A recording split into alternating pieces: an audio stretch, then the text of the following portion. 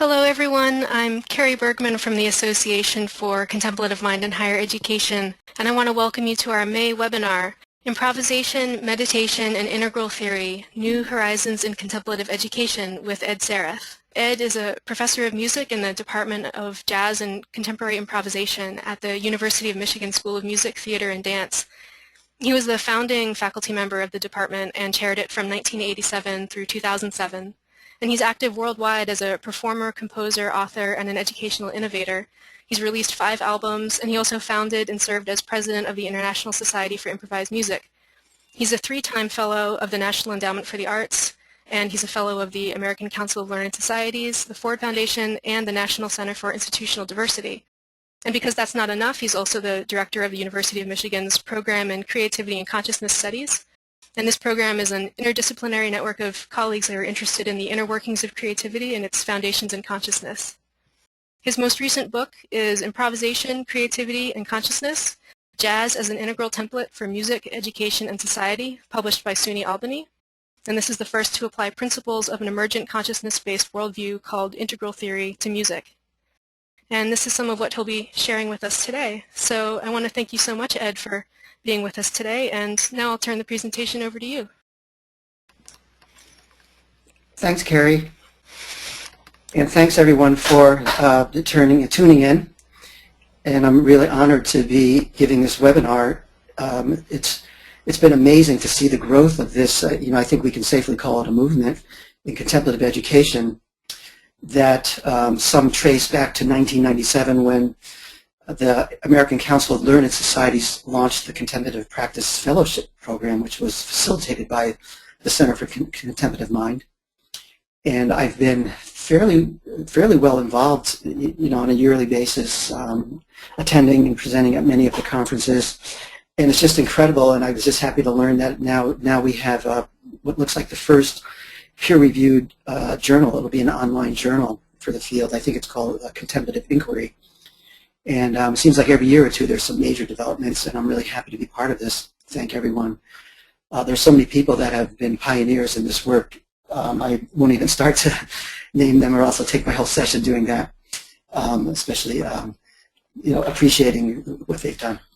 So I'm happy to be here, and looking forward to as much of a dialogue as we can have. Looking forward to your questions. And here we go. Okay. Oops. So just a couple of things about my my work. Since my journey in the academic world has always been advocating improvisation and meditation, and there are really interesting parallels between these two basic process modalities, and I'll be going into that to some degree in the talk. I was a fellow in the fellowship program I just mentioned in 1997. One of the landmarks for my own work, and to some degree maybe in the field, was the establishment of what appears to be the first curriculum at a mainstream institution that incorporates contemplative practice and studies to a significant degree. The curriculum is it's called BFA in Jazz and Contemplative Studies. It has out of 120 credits, about 20 to 25 credits of coursework in contemplative studies, and it's one of the first to have done that. And I'll talk a little bit about the ordeal that was involved in getting that through. It's a very colorful story, but it ends well. And as Carrie mentioned, I'm the head of the program in Creativity and Consciousness Studies. It's been a little bit dormant, but we're re-enlivening it now that funding is being restored. And I'll also talk a little bit about a new project called the Jazz Creativity and Consciousness Initiative, which is going to be kind of a national limb of the program in Creativity and Consciousness Studies. And integral theory is, over the last 10 years or so, has become really important to what I do. And I'm happy to announce that I have a book now that appears to be the first book that applies integral theory to music. And it really goes into the whole contemplative education enterprise quite extensively.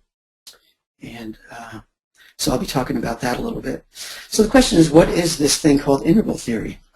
And I've had the, you might call it the gall, to come up with a one-sentence definition of the theory. There's actually by now quite vast literature on the integral framework. It's kind of a movement in itself. So in a nutshell, I think of integral theory as a framework that maps the inner and outer non-dual dimensions of human potential and reality, the diverse processes and perspectives that promote this inner-outer wholeness, and evolutionary dynamics by which this wholeness unfolds over time. So even to consolidate it even more, I think of it in terms of structure, inner and outer wholeness, processes, and change. And I think it's pretty obvious, some of the ramifications for contemplative work is pretty obvious, and also creative work and improvisation and all that sort of thing. And for those of you that are integral aficionados, I should just quite briefly, we don't have to go so much into all the details of the integral framework. It's pretty involved.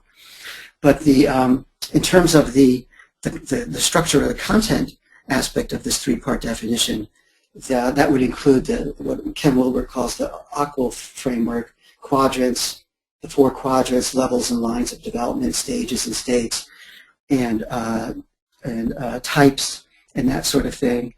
The diverse processes, which actually are going to be the focus of this webinar, include what the integralists will call integral methodological pluralism, which is sort of a fancy name for just the principle that the more diverse the process spectrum, which is what we as contemplative educators are doing, we're diversifying the process scope of higher education, the more robust a framework for growth.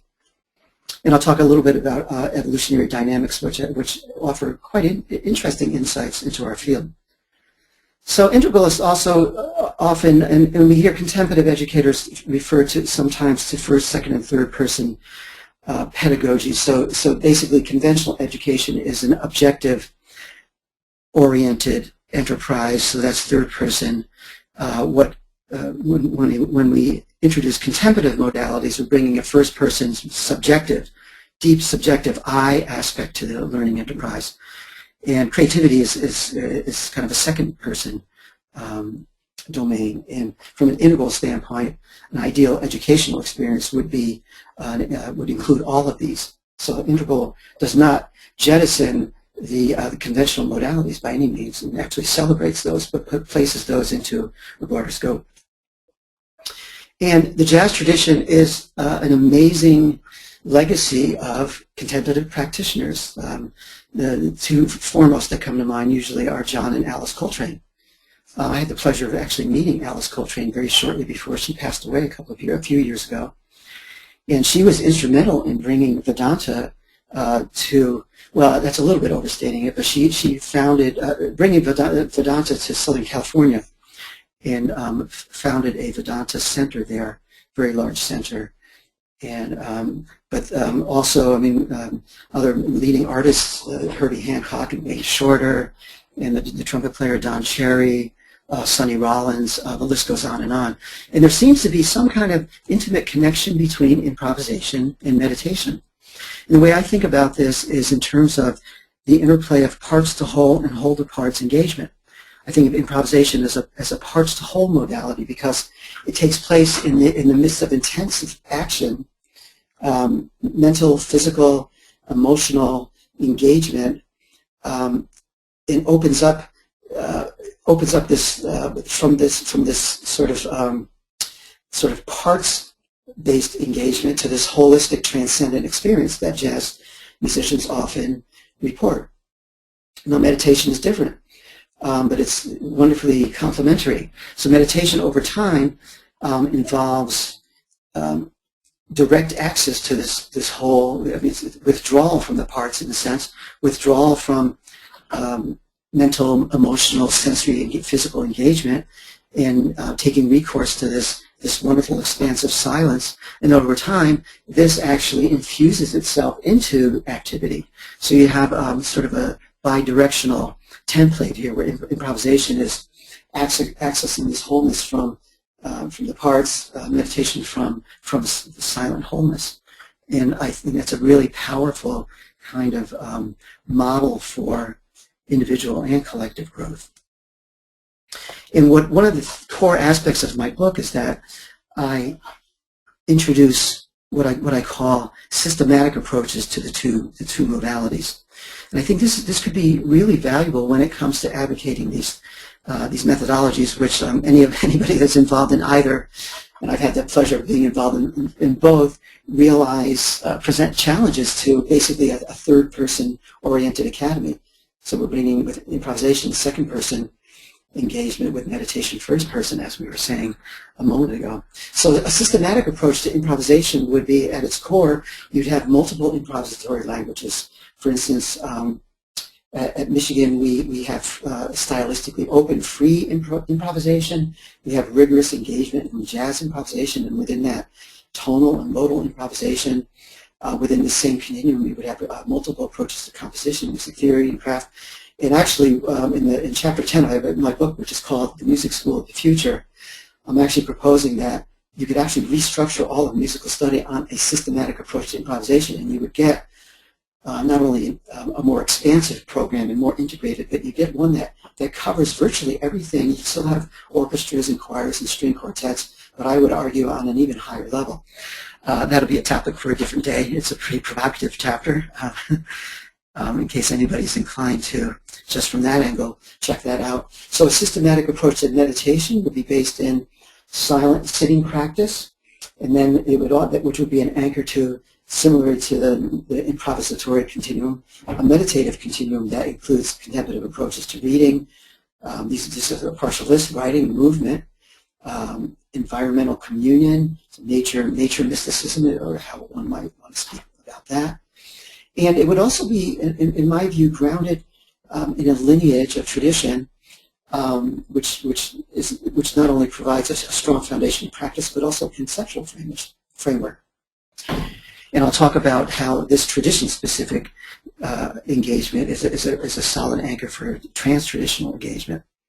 And the thing to emphasize, particularly in the meditative realm here, is that everyone has different needs. And so this is kind of a it's one person's view that takes the multitude of possibilities in the contemplative realm. And those of you who have heard Mirabai Bush's presentation last month, one of the brilliant aspects of it was her. In fact, on the Contemplative Mind website, they have this wonderful page that has this contemplative tree, and it just shows the infinite spectrum of contemplative practices. At which point, the question comes up: how do we actually sift through this and find a program that actually is manageable and coherent? So, what I'm recommending here is a possible way of looking at these things. I think everyone will benefit from some silent sitting practice, and for some people it will be more. My particular practice will involve quite lengthy periods of silent sitting, but I also pick and choose from sort of the more active contemplative spectrum. So there's some very interesting issues, as I mentioned before, in advocating improvisation and meditation pedagogy. Probably most people tuned in here are involved in at least one of these. And so there's three basic areas: advocacy hurdles and opportunities to integrity of practice. And I should note that I think I just received the notice, as probably many of you did, the next major contemplative mind gathering, actually the academic contemplative field gathering in November, the theme will be integrity of practice. I was happy to see that. And then change. So let's go into some of these, some of the things that fall within these categories. So in 2000, I had this notion of that it was time to put together a curriculum. I was teaching some classes in creativity and consciousness and contemplative studies, and I thought, what would it be like to have an actual curriculum with contemplative in the name, and students would actually be engaging in multiple sections of coursework in this area. So I put together a proposal, and some of you have heard this story. I won't go into it so much now, but it basically caused this incredible stir within our School of Music, Theater, and Dance, which is usually third ranked in the country. So it was a pretty big deal to kind of stop the world with this provocative proposal at this scale. And so the proposal elicited some really, really interesting responses. which did not necessarily break down according to political party lines. And some people who I thought might be adversarial were like really strongly in support of the program as this incredibly innovative thing. Not everyone else was so wild about it. And so here's a couple of my favorite statements from adversaries. One person said, you can do the same thing as meditation with Prozac. An interesting remark. One of the most interesting, though, was came from somebody whose focus is on music of 200 years ago. And this person said, this proposal was set the school back 50 years. I'm still trying to figure out if that is a negative thing or a good thing. But maybe somebody can explain that to me at some point. And interestingly, jazz education has not been without its share of obstacles throughout its history. Things have changed, of course. And jazz education has been in place a lot longer than contemplative education, at least per se. And in the early days, the great saxophonist Oliver Lake, who's pictured here with our Creative Arts Orchestra from Michigan, this was a performance in Chicago a few years ago. When he was in music school, they didn't consider jazz as music, and if they heard you playing jazz, you would be admonished. We would have to wait until all the instructors were gone, and then we would start jamming.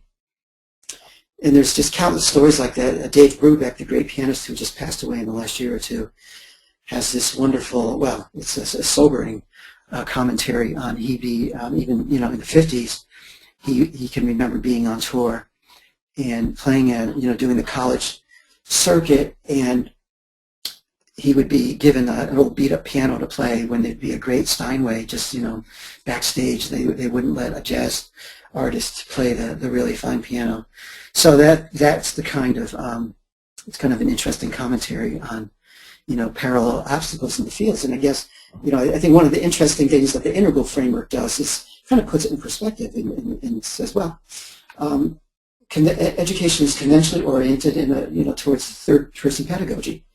And introducing second-person creative pedagogy, experiences, like anything, the paradigm is dropped a little bit, and you're going to get all kinds of resistance. And in this, it places contemplative efforts in in a more a sharper context. And then now we're talking about, because first-person experience is even more.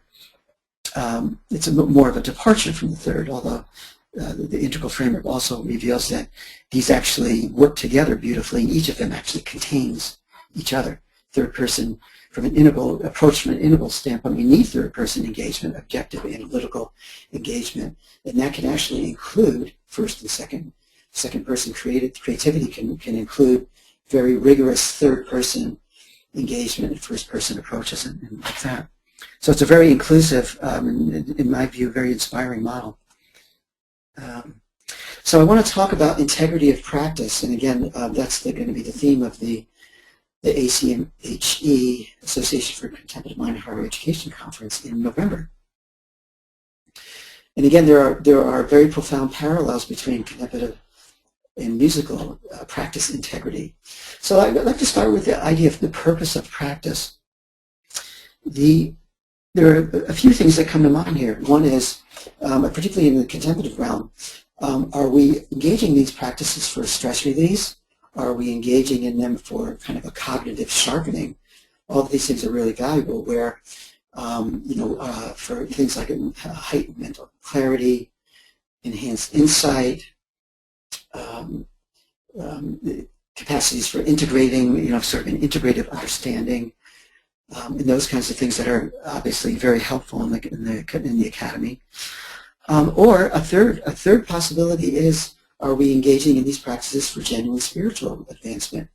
And the great thing about the integral framework is that it kind of links these together. It differentiates them for sure, and sees validity in all of them.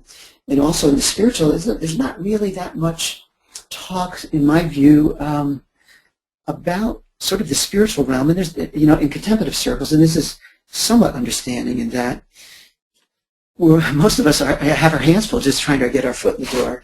And even the mention of the word spiritual is something rare. I actually do it in my book quite with caution. But I think one of the contributions of the integral framework is that kind of illuminates this, the spiritual as something that is not disconnected from science, not disconnected from conventional pedagogy, conventional views of knowledge.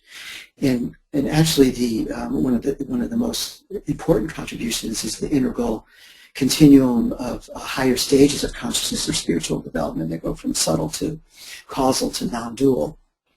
And that's something that is essentially a topic for another discussion. I will go into it. I'm going to make a proposal for the November meeting, but I think definitely adds to the argument for an integral view of the contemplative approach. I've already talked about systematic approaches to improvisation and contemplation. One of the things I'm really interested in is the interplay of tradition-specific and trans-traditional engagement. So tradition-specific in music and in contemplative engagement means grounding in a lineage. So in music, for instance, grounding in, say, classical music or jazz or some specific cultural stylistic lineage. And that will have not only its practices, but also its conceptual framework. And so there's an interesting connection with that in spiritual or contemplative development, where we have, contemplative lineages, Buddhism, Hinduism, or contemplative Christianity, or indigenous, the list goes on, or Taoism. And again, there's practices associated with that, with tradition-specific practices, and also tradition-specific theory. And the relationship of that with trans-traditional engagement. So again, going back to music, we don't need much commentary on the fact that the musical world is engulfed in this incredible confluence of musical influences and streams that are coming together. So there's a tradition-specific and then the trans-traditional confluence. And of course, we have the same thing in contemplative or spiritual life. And I think one of the most important things, I'll talk about this in a second, is not only exposing our students to the fact that this is the reality of our times, but helping them, give them tools to actually navigate their way through this. So let's just go into this a little bit. My wife and I were in India a couple of months ago, and we got there right after the International Yoga Festival. This was in Rishikesh, which is right on the Ganges. Rishikesh is an amazing place because you have an ashram on virtually every block. There's a different ashram from a different lineage, and it's just really a fantastic place. It is very, just exemplary of this kind of 21st century melding of different approaches. And again, the question is, how do we navigate our way through this? There's a wonderful ceremony in Rishikesh every night called the Arti, which is a kind of a devotional ceremony to the Ganges and all the spiritual aspects associated with that. And this is just a little bit of an anecdote, but it's kind of related. In Rishikesh, right at the edge of the town, the what's called the Beatles ashram, it's the ashram where they, in the 60s, were with His Holiness Maharishi Mahesh Yogi, and it's no longer functional as an ashram. It's kind of overgrown, but you can still, especially if you pay the person that seems to live near the gate, if you pay him a few rupees, they can open the gate. We actually snuck in. You can actually go in the side entrance, and all the buildings there, it's really overgrown. But there's this one building that has been kind of taken over by, it seems like in the last year or two, by this kind of a counterculture group, and they've kind of resurrected it. And there's this wonderful graffiti on the wall with, as you can see, the pictures of the Beatles and the different saints and the spiritual teachers, and it's actually quite a marvelous thing to come across. It's kind of emblematic of this whole, something that actually started, not necessarily started back then, but that was I think the Beatles' journey to India was a real catalyst for interest in the spiritual teachings, contemplative teachings from the East in our country. So a few other points are improvisation and meditation as change agents. So what I'm thinking about here is that just thinking about the evolutionary parallels in improvisation and meditation pedagogy. And what I mean here is that Improvisation came into the academy. Well, actually, let me just step back for a second here. It's something that I should have emphasized at the outset. There's an interesting parallel in the two processes, in that both were, and this probably sounds ironic, both were actually central to their respective knowledge traditions.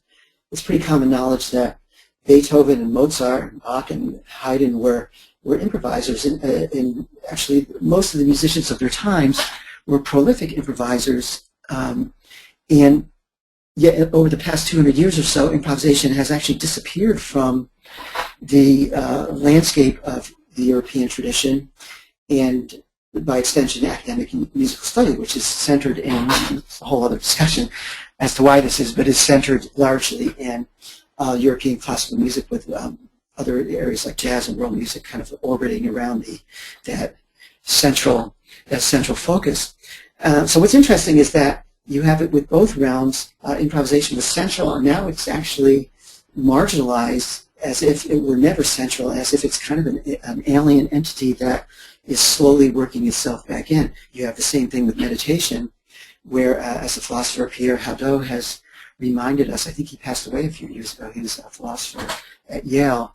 I think he was one of the primary exponents of the recognition that the Western philosophical tradition, which is often thought of as a, kind of the center of our systems of logic and analytical thought, actually was a contemplative tradition, and he's actually written several books on this, the central role of meditation-related practices to that tradition. And again, so in the humanities, which will be paying homage to that Western intellectual tradition, still sees considerable resistance to the contemplative methodologies. And I think this recognition of these parallels is really helpful in just for both advocates and adversaries alike, and just putting this into some historical context that will enhance the dialogue. But fast forwarding then to sort of the last 30, 40, 50 years. So another interesting thing is, and I go into this in my book a little bit.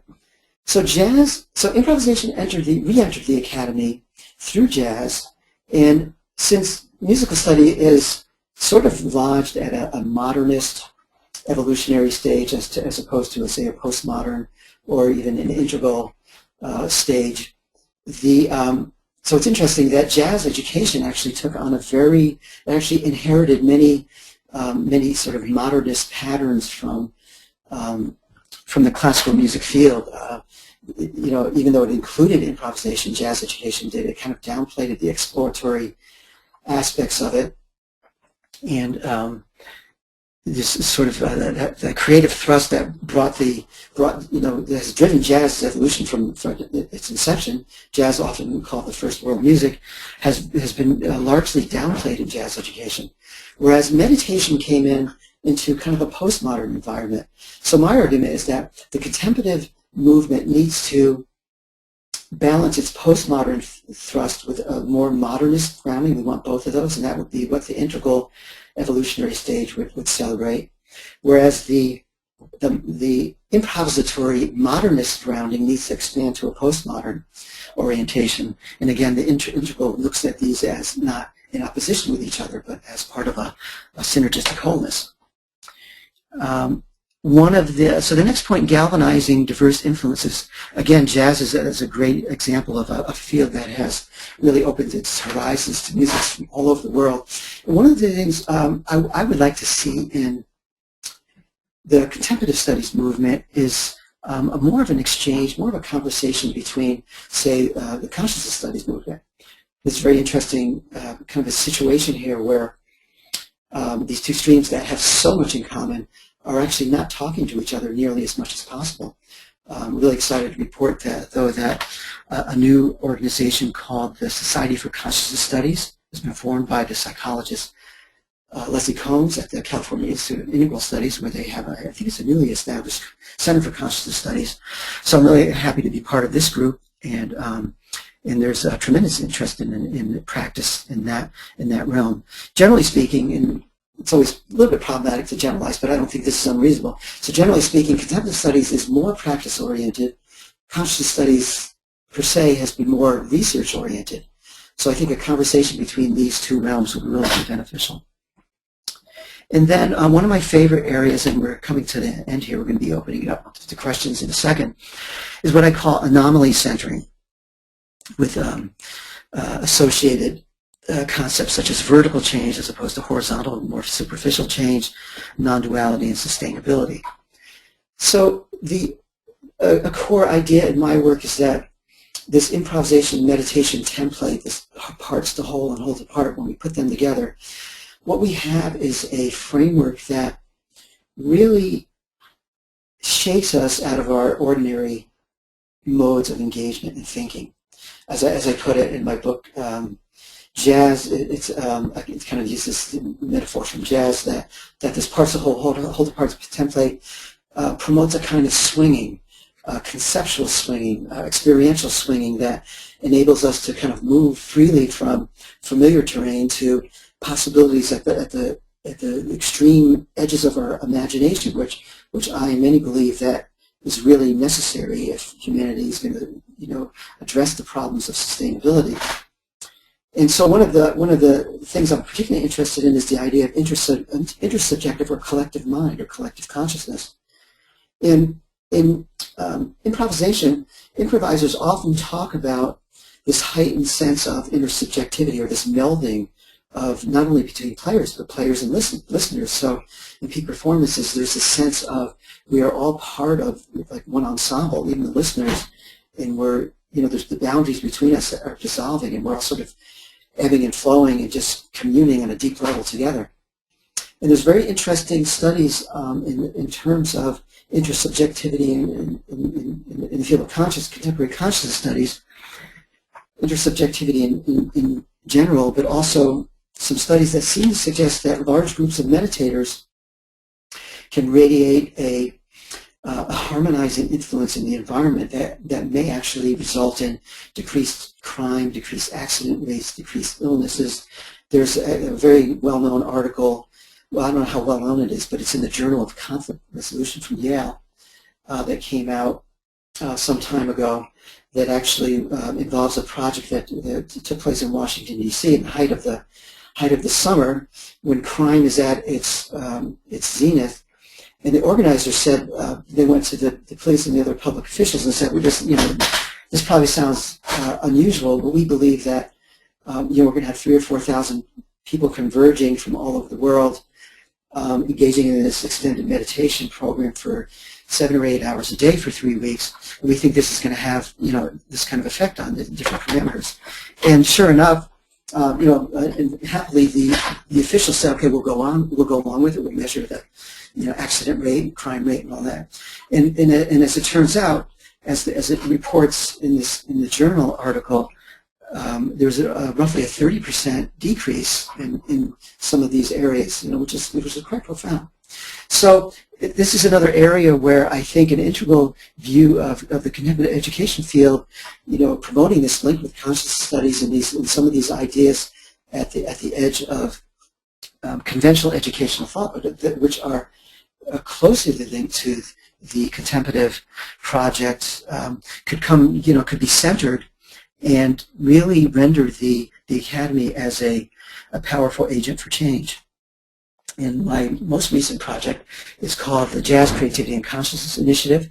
So this is going to be a kind of a national initiative that is going to be working towards these ideas. It's definitely going to have an educational focus, as well as kind of a social transformation focus. So I think what I'm going to do is I do have one more slide, but I think I'll probably integrate those into the dialogue that will unfold, hopefully, right now. Yeah, that's right. Thanks so much, Ed. Yeah, so we do have time for questions. So if you've been holding a question and you'd like to share it, please do. And so I've got a little spiel to say to give you some time to type in your questions right now. And I want to thank Ed for mentioning two new initiatives that we're announcing here at the center. The Journal of Contemplative Inquiry, which is an online peer-reviewed journal on contemplative methods in higher education. You can learn more about this at contemplativeinquiry.org, and that's INQUIRY, inquiry. And we're accepting manuscripts through July 15th, and the first volume of the journal is going to be available later in 2013. We're going to produce annual volumes of that. And we're also accepting proposals for presentations at the 5th annual conference, which will be this November 8th through 10th at Amherst College in Amherst, Massachusetts. And yeah, the theme this year is Integrity of Practice, a Contemplative Vision for Higher Education. We're really excited about the conference this year. And proposals are being accepted through July 1st for that. And you can learn more about the conference at acmheconference.org. You can also get to information about both of these initiatives from contemplativemind.org, our regular website, too. So I see that we do have some questions coming in here. So Ed, is it all right if I go ahead and read off? All right? Yeah. Let's see. All right, please speak to how teaching in and of itself is a contemplative practice. I'm thinking here in terms of performance, and performance in quotes, as created by a musician, more specifically a jazz musician, through the act of improvisation. That's a beautiful question, and certainly probably most people would agree that the best teaching is a contemplative practice in terms of it's also very improvisatory. But in terms of the being in the moment and having that presence that comes from practice, and one of the things that Mirabai Bush emphasized in her talk last month was the importance of contemplative educators engaging in contemplative practice, because it is a way of just having that channel open, and so that can naturally flow in your teaching. And I think that the combination of the improvisatory and the contemplative is really a wonderful one for teaching, because there is that spontaneous, that capacity to see something spontaneously arising, unexpected development in the classroom interaction, or even when you're giving a lecture, that can really change the whole tenor of the presentation. I teach this improvisation-based musicianship class, and I had a guy take it for sophomores. It's kind of a radical thing, actually, because it's like the core curriculum in music is something that's like the sacred cow. Somehow I managed to infiltrate. So this guy who had taken my class as a sophomore came back for graduate work, and he comes into my creativity and consciousness class and said, I took your sophomore class, and he said, I hated the class. And then I went and I began teaching public school. He said, in my first moment in teaching public schools, my knees nearly buckled, because I realized how just the improvisatory core of that class was so useful for dealing with the dynamics of the classroom. Anyway, just thought I'd throw that in. Mm-hmm. There's a comment from Robert Svedberg. Have introduced yoga for performers to my singing actors in opera studio, using the freeing potential of yoga and meditation to encourage greater improvisation, risk-taking for my singing actors, seeing and hearing great results. And also that, let's see, yeah, yoga for performers at University of Michigan, Body, Mind, and Spiritual Practice has 90 students per semester with 3 classes, and has become an important part of their scene bridging contemplative and musical practice. And Ed, this is just making me wonder, on a practical level, like what practices have you done with your students, and in particular, how do you emphasize, or do you emphasize somatic or physical practice? Thanks, Robert. Hi, Robert. Robert was my colleague. In fact, I'm speaking right now just a few feet down from the room that he teaches his yoga class in. So and here we are sort of connecting on the World Wide Web. And, I always go back to the continuum, that systematic meditation, also the systematic improvisation continuum that has that, the extended that immersion in the silence of pure consciousness is kind of an anchor. I didn't really go into this quite so much. So this experience of just mind-body stillness that is uniquely invoked in meditation, silent sitting meditation, and then as I kind of went over this quickly, but then that continuum does include somatic practices. That would be then, of course, hatha yoga.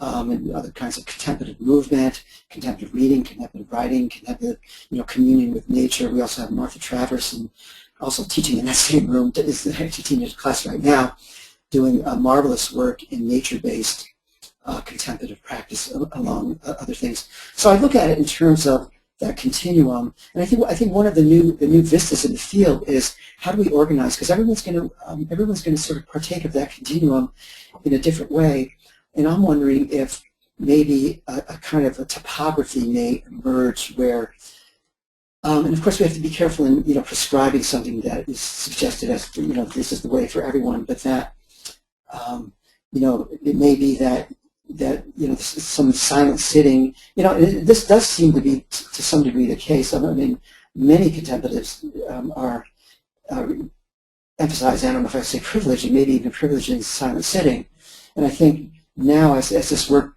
evolves, we actually may have even more support for that, but also a more nuanced and a more expanded contemplative spectrum.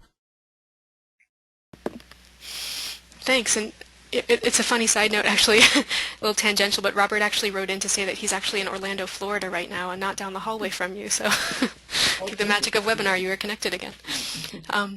See, Daniel Puccio has a question. Can you give an example of musical rehearsal and performance techniques that can facilitate the establishment of an intersubjective experience? All these Michigan alums, and hi Dan.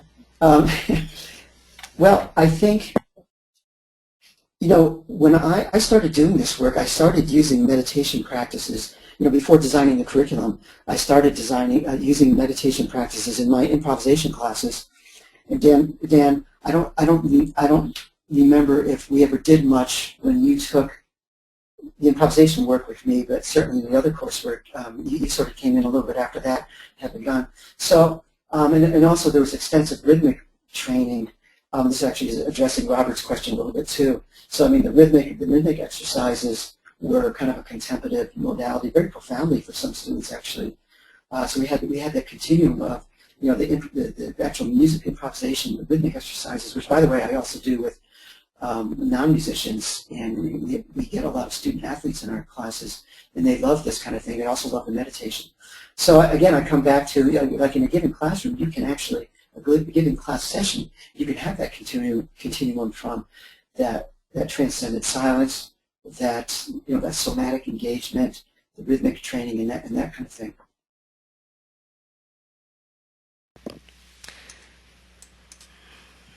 See, sorry, I'm just reading these. We have a lot of questions coming in. Kim Weiner has a comment related to that. I also think about the I also think about the importance of mind-body relationship as a performing musician. For me, as a classically trained violinist, I did not feel I understood how to play my instrument until I began to meditate and developed a kinder attitude towards my body.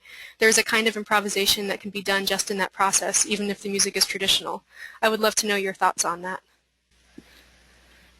Well, what's one of the exciting things that's happening is that the classical music world is rediscovering its improvisatory roots.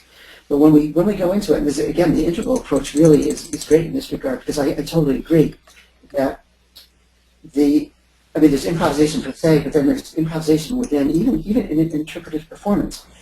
And I think that that's what the respondent is getting to, that at the highest level, even if you're playing Mozart from the page, there is a very spontaneous sort of moment-to-moment functioning that is improvisatory, for sure. Now, this is definitely a detour we don't want to go down. Sometimes the argument, it's sort of a stretch in my regard, is forwarded that basically that sort of improvisation within interpretive performance is basically the same as improvisation per se, as you'd say in North Indian music or jazz or something like that. I think that's stretching it. But I mean, the thing is, I think let's have it all. Let's have that continuum, so that we don't have to say this or that. We can say we're covering a really broad basis. These are great questions. So here's a different question. How do you evaluate student growth and development? Mm-hmm. Yeah, this is. I'm assuming this applies to. This could apply to improvisation, but I'm almost sure it applies to contemplative work, which is where the challenge is a little bit more pronounced. Well, in my classes, and you see this in much of the contemplative teaching, I think it's one of the brilliant things that's happening with the people that are doing this work. I mean, in terms of the actual practice itself, it is difficult to evaluate somebody, especially in the course of a semester, that's not that great a span of time in terms of evaluating their internal experience. But you can evaluate you will see results. Many students will receive results quite quickly in the semester, even within a week, actually, in their studies and in their life at large. So that's one parameter. You can have them write about these experiences. You can have them do readings on extensive literature, commentary, classroom discussions, and all that. It's an incredibly intellectually rich classroom framework that can transpire. So in terms of, probably most people agree it's kind of tricky to, although down the road, who knows? I mean, there are parameters of consciousness development that are fairly discrete. Ken Wilber has been a real exponent of this kind of thing. There are parameters that mark, as I was saying, the difference between, say, ordinary consciousness and then more enduring establishment in higher stages of consciousness development, the subtle, the psychic, the classic, the non-dual, where there are discrete changes that happen. But that's a little bit down the road for most of our students. But there are definitely parameters that can be measured. Oh, here's a great question from Laura Rushing Rains. Richie Davidson talks about coming out of the closet as a contemplative and then joining his research to his practice. Laura continues, did you have a similar process? What was that like for you? I'm asking because I'm dealing with my own fears about coming out as an educator trying to incorporate contemplative pedagogy. Yeah, this is a really great question. This is like the perennial question in the field. It's a beautiful one.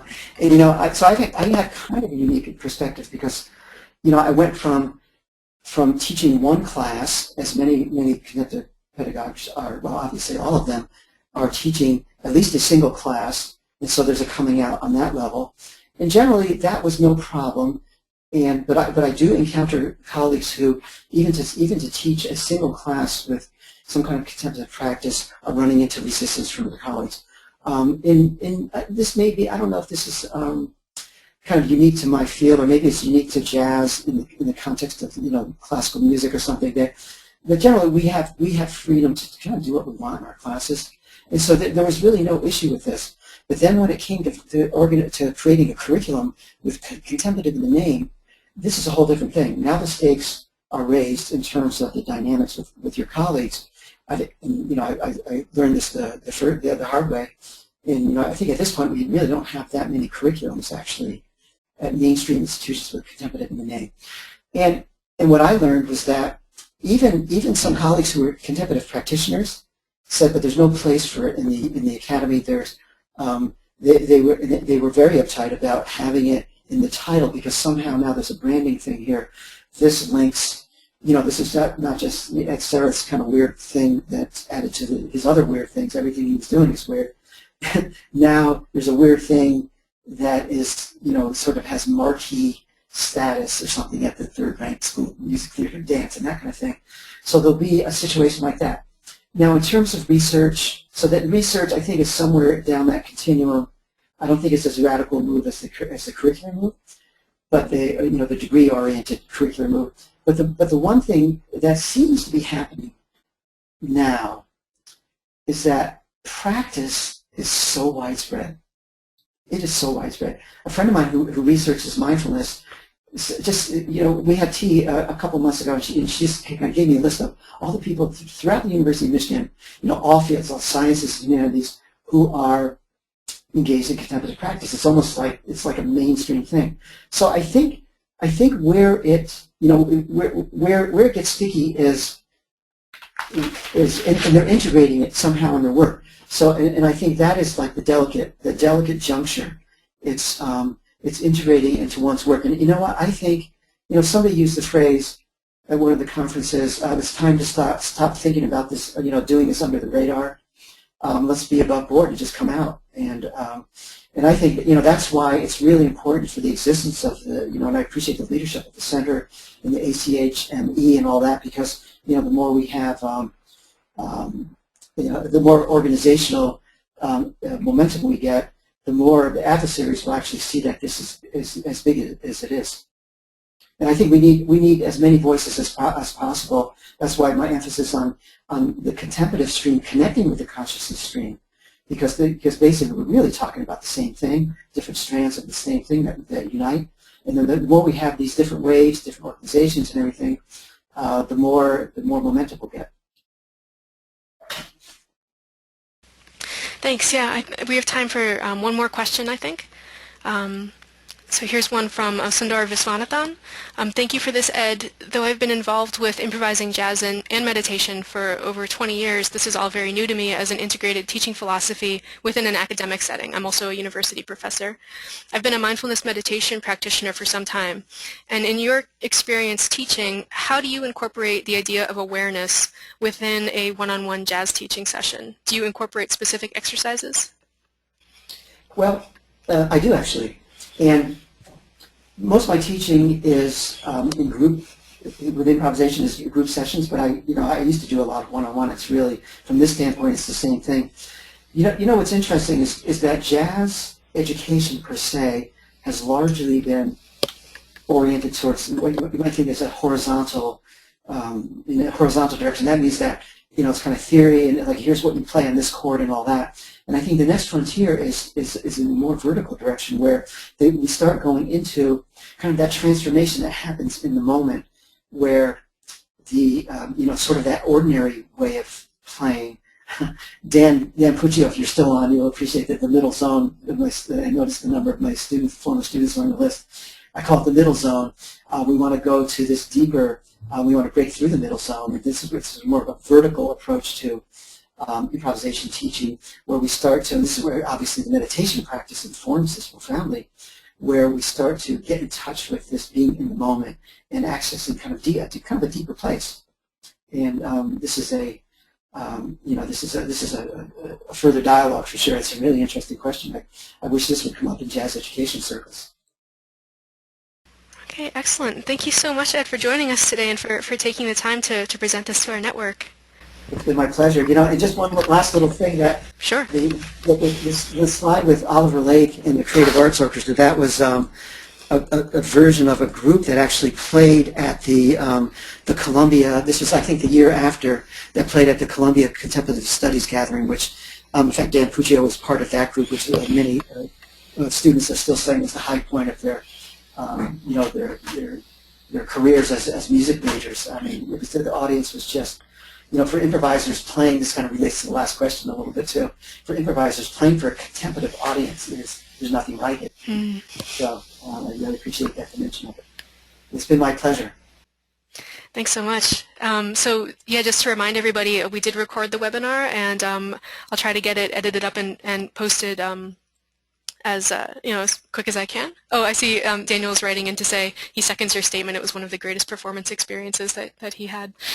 It's great. So we will be in touch with everyone and give you a link that you can share with your colleagues if you wish.